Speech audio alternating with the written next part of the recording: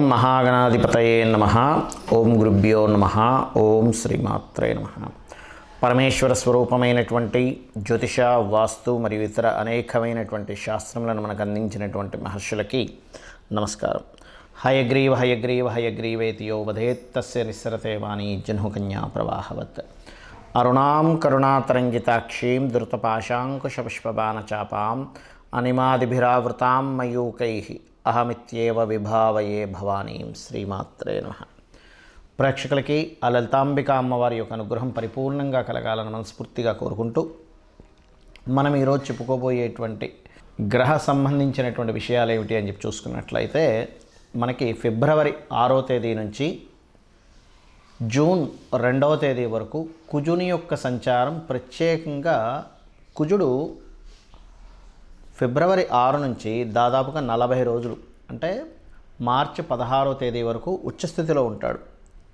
అయితే ఇక్కడ ఏమిటంటే రవితో కలిసి ఉంటున్నాడు ఇక్కడ. దాని తర్వాత కుంభరాశిలోకి ప్రవేశించి మరొక 40 రోజులు, దాని తర్వాత మీనంలోకి ప్రవేశించి ఒక 40 రోజులు చిల్లర.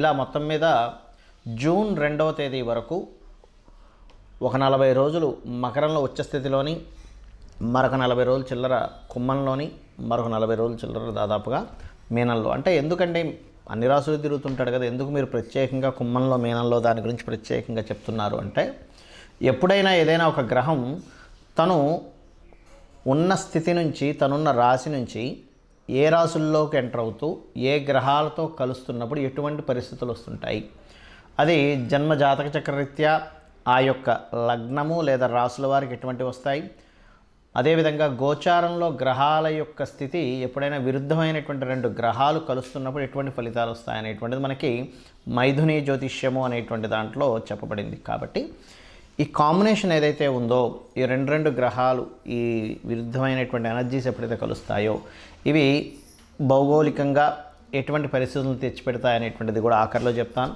అయితే ముందుగా ఈ 12 లగ్నాల వారు లేదా రాసుల వారికి ఏ విషయాల పట్ల జాగ్రత్త వహించాలి, ఏ పరిహార మార్గం చేసుకోవాలి, ఏ విషయాల పట్ల మంచి ఫలితాలు ఉంటాయి అనేటువంటి విషయాలు ఇప్పుడు మనం తెలుసుకుందాం. సింహలగ్నము, సింహరాశి. సింహం వారి కనుక చూసుకున్నట్లయితే మీకు మీ యొక్క రాస్యాధిపతి 6వ తేదీ నుంచి దాదాపుగా ఒక 10 రోజుల పాటు కుజుడితో కలిసి ఉంటున్నాడు ఫిబ్రవరి 6 నుంచి. దాని తర్వాత కుజుడు సహజంగానే 6వ స్థానంలో ఉంటాడు. దీనివల్ల ఏమిటి, శత్రువుపై జయాన్ని, అలాగే కొంత స్ట్రాంగ్గా నిలబడేటువంటి యోగాన్ని ఇక్కడ కలిగింపజేస్తూ ఉంటాడు కుజుడు. కావున ఈ కాంబినేషన్ ఏదైతే ఉందో, పర్టికులర్గా ఈ 6లో ఉండేటువంటి గ్రహాల యొక్క స్థితి ఏదైతే ఉందో మీరు గమనించండి. ఇది కొంతవరకు స్ట్రాంగ్నెస్ని పెంచుతుంది. గ్రహాలు ఎప్పుడు కూడా ఇబ్బంది ఇవ్వడం కాదు, ఒక యోగాన్ని ఇస్తూ ఉంటాయి. వాటికి మీకు ఇది ఇబ్బందా లేకపోతే మంచా చెడా కాదు, అక్కడ యోగం ఫామ్ అవ్వడం, ఒక ప్లానటరీ కాంబినేషన్ ఫామ్ అయినప్పుడు అక్కడ ఒక యోగం ఫామ్ అవుతుంది. ఈ యోగం ఫామ్ అయినప్పుడు మీకు శత్రువుపై జయాన్ని, స్పోర్ట్స్ రంగాల్లో బాగా రాణించడం, కాంపిటీషన్స్లో చక్కగా రాణించడం, ఇవన్నీ కూడా ఇస్తూ ఉంది. అయితే ఇక్కడ ఇదే కుజుడు మనకి అంటే మీ యొక్క సింహం వారికి 7వ స్థానంలో సంచరిస్తూ ఉంటాడు. అంటే ఎప్పుడు దాదాపుగా 16 మార్చి నుంచి సప్తమంలోకి వెళ్తాడు. అంటే మీ రాశి నుంచి కుంభంలోకి ప్రవేశిస్తాడు, శనితో కలిసి ఉంటాడు అక్కడ. ఆ సమయంలో మాత్రం పార్ట్నర్స్తో కొంత జాగ్రత్తగా ఉండండి, గుర్తుపెట్టుకోండి. పార్ట్నర్షిప్స్, వ్యవహారాలు, వివాహ నిర్ణయాలు తీసుకోవడానికి అది సరైనటువంటి సమయం కానే కాదు. పార్ట్నర్స్ ఎంపిక చేసుకోవడానికి సరైన సమయం కాదు, వివాహ నిర్ణయాలు తీసుకోవడానికి కూడా అది సరైనటువంటి సమయం కాదు, గుర్తుపెట్టుకోండి.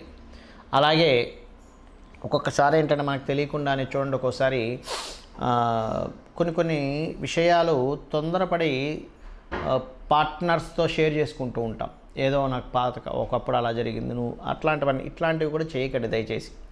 అలాగే మరొక విషయం ఏంటంటే, సామాజికంగా ఏదైనా ఒక స్పీచెస్, సమాజంలోకి వెళ్ళి కొన్ని పనులు చేసేటప్పుడు కొన్ని తప్పిదాలు జరిగి దాన్ని ఒక్కోసారి మనకు చూడండి వీడియోలు చూపిస్తుంటారు, మాటికి 100 సార్లు వేస్తారు, అక్కడ జరిగింది చిన్నదైతే. కాబట్టి సామాజికమైనటువంటి విషయాల పట్ల కూడా కాస్త జాగ్రత్త వహించండి. అలాగే మరొక విషయం ఏంటంటే, ఇక్కడ ఈ యొక్క కుజుడు దాదాపుగా ఏప్రిల్ 24వ తేదీ నుంచి జూన్ 2వ తేదీ వరకు మీనరాశిలో సంచరిస్తూ ఉంటాడు. ఈ సమయంలో మీరు తీసుకోవాల్సిన జాగ్రత్త ఏమిటి అంటే, వాహనం మీద స్పీడ్గా వెళ్ళకపోవడము, ఇన్సూరెన్సెస్ సంబంధించిన ఏమైనా ఉంటే కట్టాల్సినవి ఉంటే కట్టేసేయడము, పూర్వీకుల ఆస్తులకు సంబంధించిన విషయాల్లో కాస్త జాగ్రత్త వహించడం చేయండి. అయితే ఈ సమయంలో మీకు మనం ఓవరాల్గా ఈ 3-4.5 నెలలు ఏ విషయంలో కుజుడు మంచి ఫలితాలు ఇస్తున్నాడు ఇక్కడ అంటే ఇన్వెస్ట్మెంట్స్ విషయంలో చాలా జాగ్రత్తగా కనుక మీరు ఇన్వెస్ట్మెంట్ చేసినట్లయితే ఇక్కడ ఒక అద్భుతమైనటువంటి యోగాన్ని ఇస్తాడు. మనిషి స్ట్రాంగ్ అయ్యేలా చేస్తున్నాడు కుజుడు. అంటే మీకు సహజంగానే సింహలగ్నానికి ఇతనికి కూడా అంటే సింహానికి కర్కానికి ఇద్దరికి కూడా రాజయోగ కారకుడే. కాకపోతే ఆ రాజయోగ కారకుడు శత్రువుల మీదుగా ప్రయాణం జరుగుతుంది.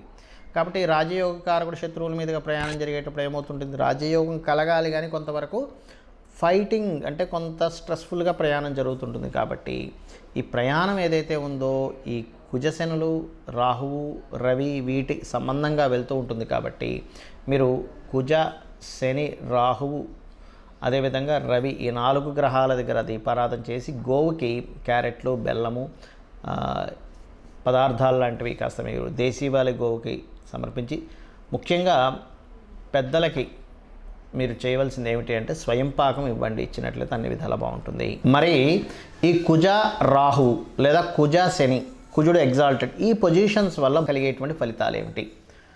కుజుడు గనక ముఖ్యంగా మనకి ఫిబ్రవరి 6వ తేదీ నుంచి ఎప్పుడైతే రాజులకి కారకుడైన రవితో కనెక్ట్ అయ్యాడో, దీంతోపాటు సంక్రాంతి పురుషుడు అంటారు. మనం సంక్రాంతికి చెప్పుకున్నాం.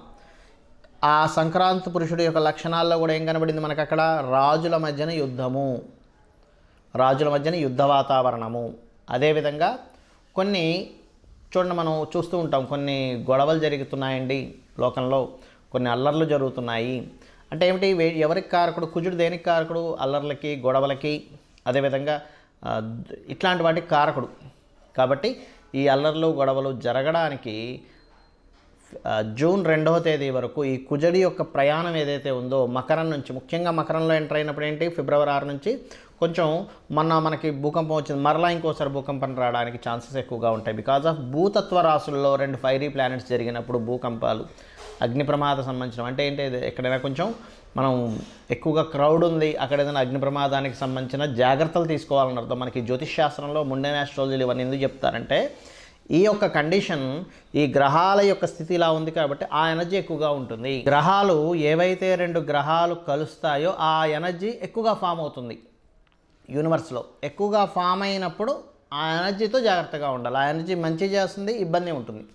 కాబట్టి పర్టికులర్గా ఫిబ్రవరి 6వ తేదీ నుంచి 40 రోజుల పాటు అంటే మార్చి 16వ తేదీ వరకు భూమికి సంబంధించిన విషయంలోని, రాజులకు సంబంధించిన విషయంలోని కొంచెం అంటే ఈ భూకంపాలు కావచ్చు, రాజులకు సంబంధించిన విషయం అంటే గొడవలు కావచ్చు, యుద్ధ సంబంధంగా ఆలోచనలు కలగడం కావచ్చు, ఇవి ఎక్కువగా ఇస్తూ ఉంటుంది ప్రత్యేకంగా. దానికంటే ముందు ఇచ్చినా సరే మనం ఆశ్చర్యపోవాల్సిన పని లేదు. ఎందుకంటే దాన్ని గ్రహాలు ధనుస్సు రాశిలో 15 డిగ్రీలు ఎంటర్ అయిపోయిన తర్వాత వెంటనే దానికి రిజల్ట్ ఇవ్వడం కూడా స్టార్ట్ అవుతుంది.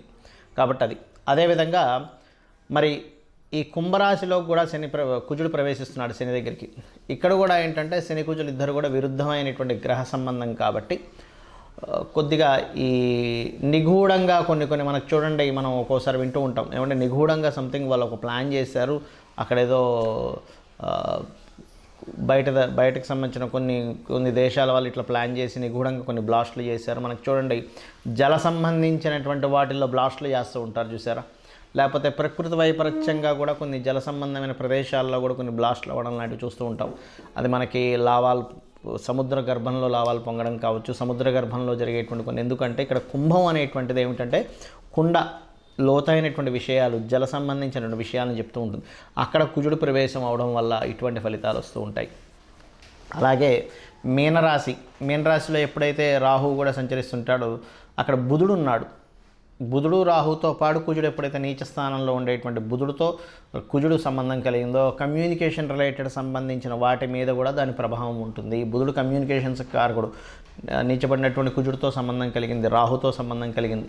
అప్పుడు ఏమవుతుంది, కమ్యూనికేషన్ రంగాల మీద వాటి మీద దాని ప్రభావం చూపిస్తుంది. ముఖ్యంగా 40 రోజులు చెప్పుకుంటాం కదా, ఆఖరి 40 రోజులు ఈ యొక్క ప్రభావం అనేటువంటిది పడుతుంది. ఆ యొక్క ప్రభావం 2 జూన్ వరకు ఉంటుంది. కాబట్టి ఏమిటి, మీరందరూ కూడా ఈ కమ్యూనికేషన్ రిలేటెడ్ సంబంధించిన విషయాల్లోని, ఎక్కడికైనా క్రౌడ్ ఎక్కువగా వెళ్ళేటువంటి ప్రదేశాల్లోని, అదేవిధంగా కొన్నిసార్లు చూడండి, మనకి చిన్న చిన్న విషయాల వల్ల మనకి ఆరోగ్య సంబంధించిన విషయంలో మనకి మొన్న కరోనా లాంటిది ఎట్లాంటిదో అలాంటిది ఏదైనా చిన్న చిన్న వైరస్ల వల్ల ఇబ్బంది రావడం, ఇట్లాంటి వాటికి ప్రభావం చూపిస్తూ ఉంటుంది ఈ కుజరాహుల యొక్క ప్రభావం. కానీ కుజశనులు ముఖ్యంగా ఏంటంటే అల్లర్లు అవ్వడానికి, గొడవలు అవ్వడానికి, రాజకీయ నాయకుల మధ్యన గొడవలకి, రాజకీయ పరంగా జరిగేటువంటి ఎలక్షన్స్లో అనేకమైనటువంటి డ్రాస్టిక్ చేంజెస్కి, కొన్ని యుద్ధ సంబంధించిన విషయాలకి, ఇట్లాంటి వాటికి దీని ప్రభావం చూపిస్తుంది. కాబట్టి అందరూ కూడా, ఎందుకంటే బయట వాతావరణం ఎలా ఉన్నా కూడా మనం సేఫ్గా ఉండాలి.